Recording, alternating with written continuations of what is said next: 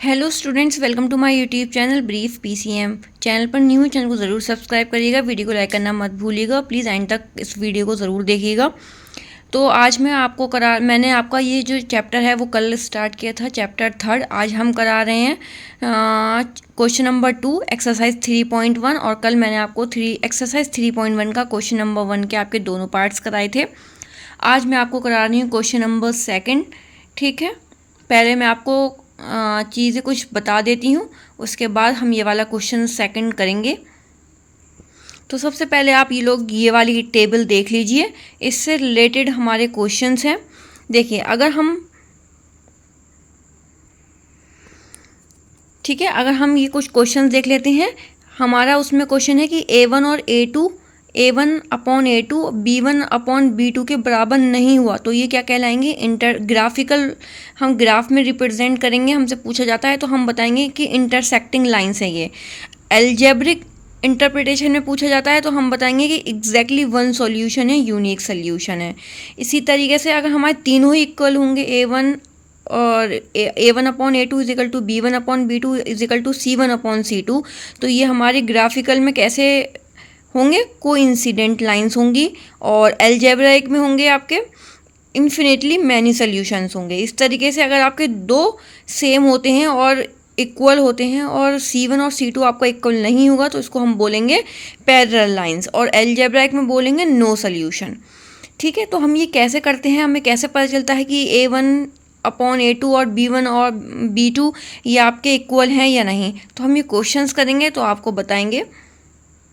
मैंने आपको कुछ चीज़ें यहाँ बता दी हैं, इस तरीके से आप क्वेश्चन करते जाएंगे तो हम आपको वहाँ पर वो भी टेबल में आपको दिखाती चलूँगी, आपको यहाँ पर क्लियर हो जाएगा। ठीक है, हो सकता है आपको अभी समझ नहीं आई हो चीज़ें, लेकिन अब क्वेश्चन करते जाएंगे तो आपको ये सब समझ आ जाएगा। ठीक है, नेक्स्ट क्वेश्चन नंबर 2 है कि on comparing the ratios A1/A2, B1/B2 and C1 and C2, find out whether the lines representing the following pairs of linear equation intersect at a point। हमें बताना है कि intersect at a point है या parallel है या coincident है। तो हमारा फर्स्ट पार्ट क्या है, तो हम देख लो कि दो इक्वेशन आपको इसमें दे रखी है। एक तो है 5x - 4y + 8 = 0, दूसरी क्या दे रखी है 7x + 6y - 9 = 0। तो इसी में ही हमें A1/A2, B1/B2 और C1/C2 निकालेंगे। तो चलिए देखते हैं इसको कैसे निकालेंगे। पार्ट फर्स्ट को सॉल्व करते हैं। तो चलिए ये देख लेते हैं। A1/A2 हमें कैसे पता चलेगा? ये आपका A1 होगा ऊपर वाला और नीचे वाला होगा आपका A2। ऐसे ये B1 B2 C1 C2, ऐसे हम इनके आगे नंबर्स पुट कर लेंगे। देखो A1 क्या है 5 है आपका, A2 क्या है आपका 7 है, B1 आपका क्या है 4 है, लेकिन क्या है -4, माइनस का साइन भी लगाएंगे। B2 क्या है आपका 6 है, तो प्लस का 6 है तो खाली 6 लिखेंगे। C1 क्या है आपका, C1 है 8 और C2 कितना है -9। आप इसमें देख के बताओ क्या आपका कुछ भी सेम है? इसको अभी आप काट कर देख लो। 2 2 ज़ा 4 और 2 3 ज़ा 6, क्या अब भी तीनों में कोई भी सेम आया? नहीं। तो हम क्या लिखेंगे कि A1/A2 वो इक्वल नहीं है, is not equal to B1/B2, is not equal to C1/C2। ठीक है, तो हमें क्या पता चला इसमें कि तीनों ही, इससे पता चलेगा कि हमारे तीनों बराबर हैं या नहीं, या कोई 2 बराबर होंगे या 3 बराबर होंगे या कोई भी बराबर नहीं होगा। तो इसमें क्या है, कोई भी बराबर नहीं आया। ठीक है, फिर हम इसमें क्या लिखेंगे कि the lines are intersect at a point.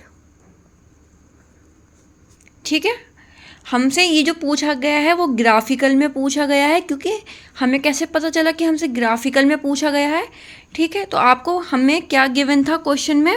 देखिए, आप क्वेश्चन यही है कि intersect at a point, parallel और कोइंसिडेंट। ठीक है, अगर हमसे एल्जेब्राइक में पूछा गया था यूनिक सोल्यूशन या मैनी सोल्यूशन या नो सॉल्यूशन, तो हम उसमें आपको बताते क्योंकि ये जो क्वेश्चन है आपका 2024 एंड 2025 में आपका यूपी बोर्ड का जो एग्ज़ाम हुआ था, अगर जो लोग यूपी बोर्ड के अगर ये देख रहे हैं वीडियो, तो उनका ये जो क्वेश्चन आया हुआ है ये इसका, लेकिन उसमें क्या था, यूनिक सोल्यूशन नो सोल्यूशन से रिलेटेड पूछा गया था। ठीक है, यहाँ पर आपको intersect at a point graphical में पूछा गया है, इस क्वेश्चन में एक्सरसाइज में है। ठीक है, तो मैं आपको जो मैंने अभी पीछे टेबल दिखाई थी वो मैं आपको दोबारा दिखाती हूँ। देखो आपका क्या था, इसमें क्या था, A1/A2 1/3 आएगा, इसमें -2/4 आएगा, तो काट करेंगे तो 1/2 आएगा, और इसमें देखिए 0 और -20 आएगा। तो यहाँ पर जो है आपको देखो, यहाँ पे आप देख सकते हो, तो तीनों ही हमारे बराबर नहीं आए, तो A1/2 जो है वो इक्वल नहीं है B1 और B2 के, तो वो क्या होंगे, आपकी इंटरसेक्टिंग लाइंस होंगी। अभी मैंने लिखा था कि तीनों ही मेरे बराबर नहीं, तो क्या होगा, इंटरसेक्टिंग लाइंस। हमसे अलजेब्रा में पूछा जाता तो हमारा हो जाता वन सोल्यूशन, मतलब यूनिक सोल्यूशन। ठीक है, इसी तरीके से अब हम सेकंड पार्ट करेंगे जो एक्सरसाइज में गिवन है, ये मैंने आपको समझाने के लिए। आई होप आपको ये टेबल अब क्लियर हुई हो। देखिए मैंने आपके सामने सेकंड इक्वेशन जो है वो लिख ली है, 9x + 3y + 12 = 0। सेकंड है हमारे पास 18x + 6y + 24 = 0। इसी तरीके हमने A1/A2 लिख लिया, B1/B2 लिख लिया, C1/C2 लिख लिया। ठीक है, पहला वाला हमारा क्या है, A है, दूसरा वाला B एंड थर्ड वाला C। तो हम इसी तरीके से लिखेंगे, A1 हमारे पास क्या है, 9। ठीक है, और A2 हमारे पास कितना आया, 18। B1 कितना आया, 3, सब प्लस में है, और B2 कितना आया, 6। C1 कितना आया, 12 एंड C2 कितना आया आपका, 24।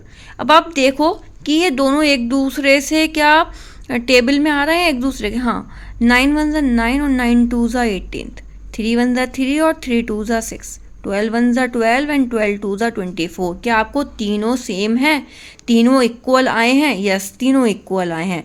तो हम क्या करेंगे कि A1/A2 इज इक्वल टू किसके है, B1/B2 के, ये भी इक्वल है C1/C2 के।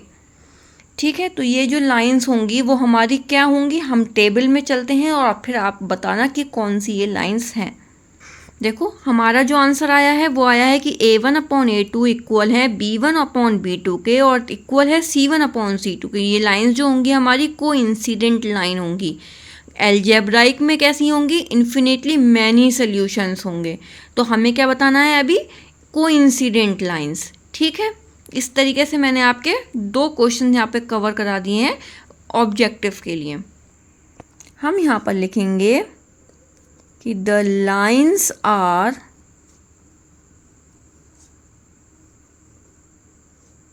कोइंसिडेंट। ठीक है, अब चलते हैं हम थर्ड पार्ट पर। क्वेश्चन नंबर 2 का लास्ट पार्ट है थर्ड। तो ये आपका थर्ड पार्ट है। थर्ड पार्ट में 6x - 3y + 10 = 0, 2x - y + 9 = 0। ये हमें दो इक्वेशन गिवन है। अब हम A1/A2, B1/B2 एंड C1/C2 बताएंगे। तो A1/A2 क्या आ गया आपका, A1 है 6 और A2 है आपको 2। सिर्फ नंबर्स यहाँ लिखने हैं, ये x और y हमें नहीं लिखना। B1 आपका हो गया -3 और B2 हो गया माइनस, यहाँ पर कोई भी नंबर नहीं है तो 1 है।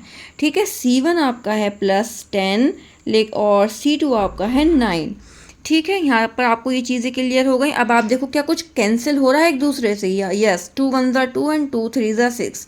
तो हम, और ये माइनस से माइनस आपका कैंसिल हो रहा है। तो हमें क्या दिख रहा है, 10 और 9 एक दूसरे से कैंसिल नहीं हो रहे हैं, एक टेबल से हमें कैंसिल नहीं हो रहे हैं। तो हमें क्या दिख रहा है कि A1/A2 और B1/B2 सेम आ रहा है, 3/1 है। तो यहाँ पर भी 3/1 है क्योंकि माइनस माइनस एक दूसरे से कैंसिल हो गया। तो हम क्या लिखेंगे कि A1/A2 इक्वल है किसके, B1/B2 के, लेकिन इक्वल नहीं है, C is not equal to C1/C2। ठीक है, ये चीज़ आपको यहाँ पता चली। चलिए अब टेबल पे चलते हैं दोबारा से, फिर यहाँ पर आते हैं।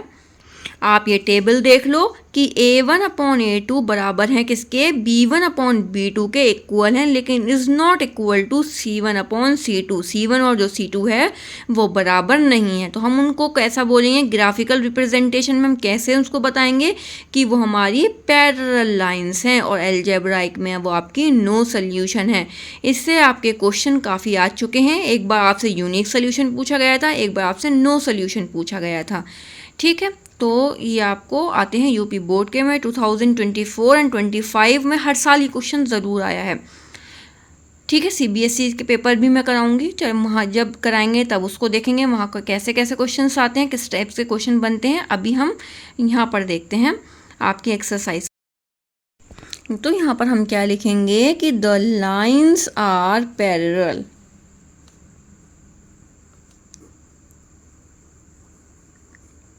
ठीक है, आई होप आपको ये क्वेश्चन अच्छे से समझ आए हो। ये आपका हो गया आंसर। आप यहाँ देख लो, ये क्वेश्चन नंबर आपका 2 है, इसका फर्स्ट पार्ट आप यहाँ देख सकते हैं। अच्छे से यहाँ आपको क्लियर हो गया हो तो ज़रूर बताइएगा, लाइक करिएगा अगर आपको समझ आई हैं चीज़ें। ये आपका पार्ट 2 है, कोइंसिडेंट लाइन है, और ये आपका थर्ड पार्ट है जो कि आपकी लाइन्स आर पैरेलल है। आई होप आपको यहाँ क्लास अच्छी लगी हो। तो चलिए हम लोग मिलेंगे फिर थर्ड क्वेश्चन के साथ। थर्ड क्वेश्चन भी आपका क्वेश्चन नंबर 2 के ही सेम ऐसा ही है, लेकिन कल हम कराएंगे क्वेश्चन नंबर 3। आप देख सकते हो ये क्वेश्चन नंबर 3 है, इसमें भी आपका A1/A2 यही सेम पूछा गया है, बस इसमें पूछा है कंसिस्टेंट और इनकंसिस्टेंट में बताना है। तो वो आपको मैं कल बताऊंगी कि इनकंसिस्टेंट में क्या होता है और कंसिस्टेंट में क्या आपका आता है। ठीक है, कल करेंगे हम क्वेश्चन नंबर 3।